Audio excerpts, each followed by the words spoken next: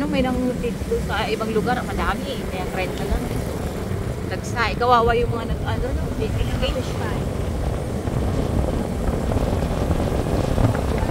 Hindi nga dito, na-expect ko dito yung lubog. Dito yung bawan na tapos dito. Hindi pala. Kasi dito yung naglubugan. Dito pa kayong mga kalabaw dito. Baka umuupa na yung tubig. Hindi daw nagba. Ibig sabihin, di ba? Kung bumaha dito, edi ang daming hayop dito.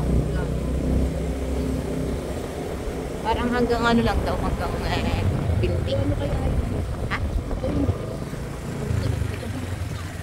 Bangus. Magkano ang bangos? Tandaan po.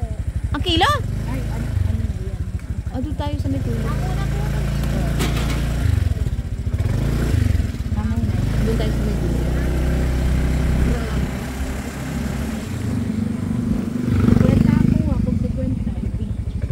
Hanguna kasi tamo kalahati talaga.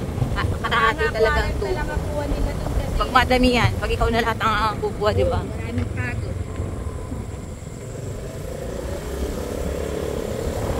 Aba, humigay ako ng pambayad. Ito na sa kasi kwenta lang. Okay ako. Sa tanong.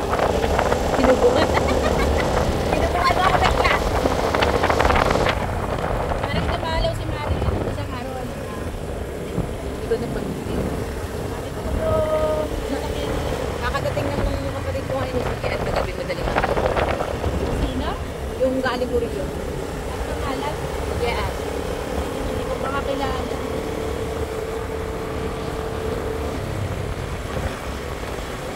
Medyo mga yung mais o madali yun.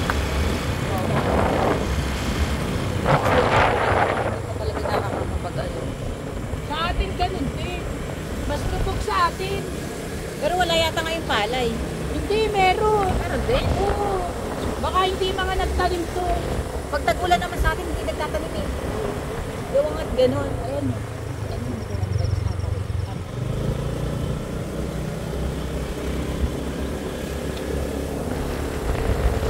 Dito yan, tayo pinayaw ko lang. Dadaanan ko naman yung makikilala ko naman yung mangga. Mga nga yata yung mangga. Sabi ko, bigay ko mangga. Kasi ang daing laglag na